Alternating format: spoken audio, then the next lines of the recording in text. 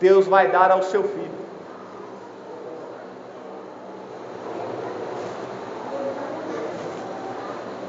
Jesus não merece isso.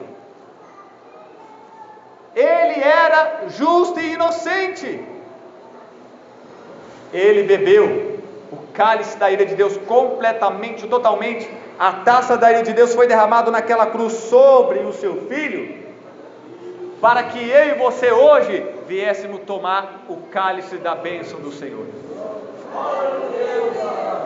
Só é possível a nós hoje tomar do cálice da bênção, porque Jesus tomou o cálice da ira em nosso lugar. O cálice da bênção era para Ele, e da ira era para nós. Mas Ele trocou: me dá esse cálice, toma esse.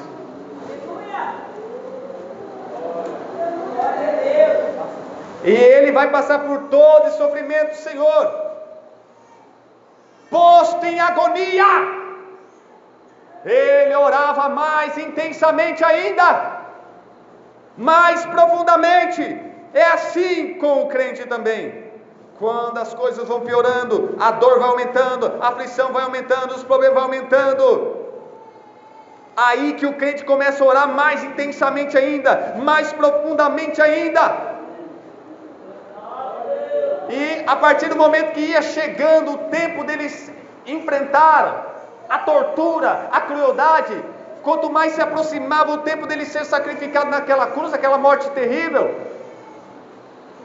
mais ele se angustiava a ponto de suar gota de sangue. E ali estava a luta da carne de Jesus com o seu espírito. A sua carne pedia: Senhor, se for possível, não deixe isso acontecer comigo. Eu não quero sofrer, dói demais.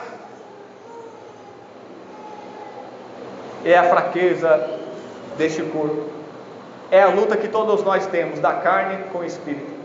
Mas o espírito dele estava pronto. A carne, não que a carne dele era fraca, que ele era pecador, tinha natureza pecaminosa, mas o espírito dele estava pronto a ponto de dizer: que não seja feita a minha, mas a tua vontade, ó Pai. Lhe foi imposto esse cálice, para que você viesse levantar o cálice da sua vitória e comemorar a tua salvação, a tua herança, o teu destino ao céu, meus irmãos. Aleluia. Se alegre, comemore, renda-se ao Senhor, lhe dando graça. Aleluia, Jesus. Louvado seja Deus. 1 Coríntios capítulo 10, versículo 16. Agora nós vamos para a prática da nossa ceia. Agora nós vamos para a fase da igreja, já em 1 Coríntios 10, versículo 16. Agora nós estamos nas cartas, na primeira carta aos Coríntios, o apóstolo Paulo escrevendo à igreja, já na época da igreja, depois dos evangelhos, depois da morte e ressurreição de Jesus. E agora nos vem a prática da ceia, seu significado também. Diz assim: não é verdade que o cálice da bênção que abençoamos é uma participação no sangue de Cristo? E que o pão que partimos é uma participação no corpo de Cristo? Pula lá para o versículo 21. Vocês não podem beber do cálice do Senhor e do cálice dos demônios. Não podem participar da mesa do Senhor e da mesa dos demônios.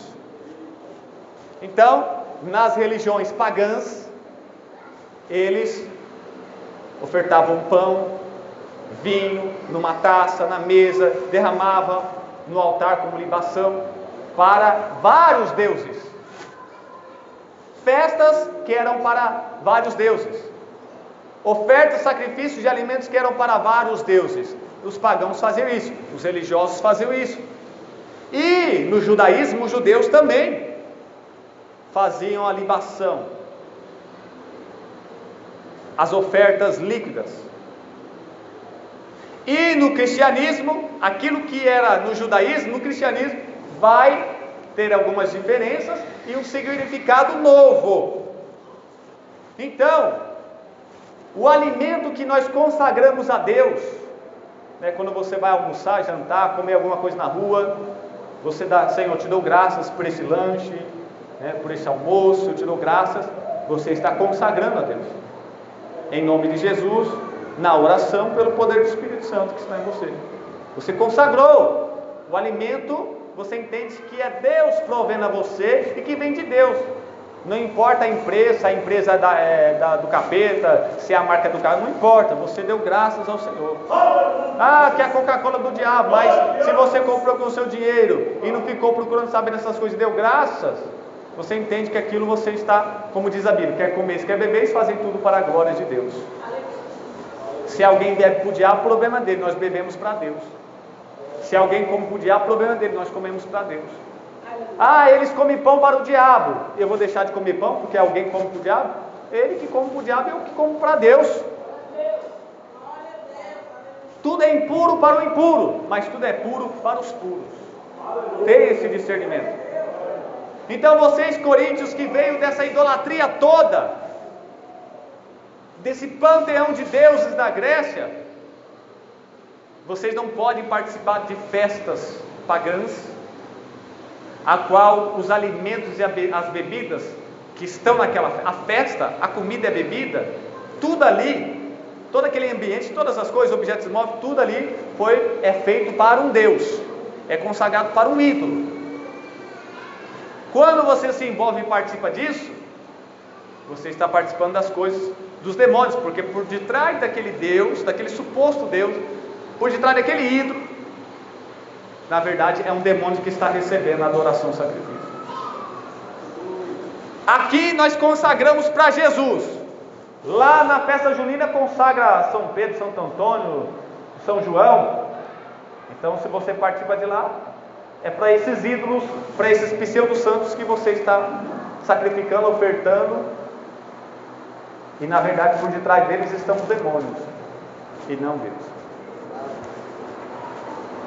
Quando você participa do carnaval, uma festa carnal oferecida a Baco e a outros deuses, a Afrodite e vários deuses, essas festas todas pagãs, com seus alimentos e bebidas, consagrados, sacrificados, sendo feito, tudo para os ídolos deuses. Se você participar, você está tendo comunhão com o capiroto. Porque o significado é o seguinte: se eu consagrei esse pão, esse vinho, este alimento, este animal, a carne, a gordura desse animal, se eu orei e consagrei a Deus, a Jesus, e aí o ofertante, o sacerdote, o levita e até mesmo a pessoa, eles poderiam comer algumas partes daquela oferta, daquele sacrifício.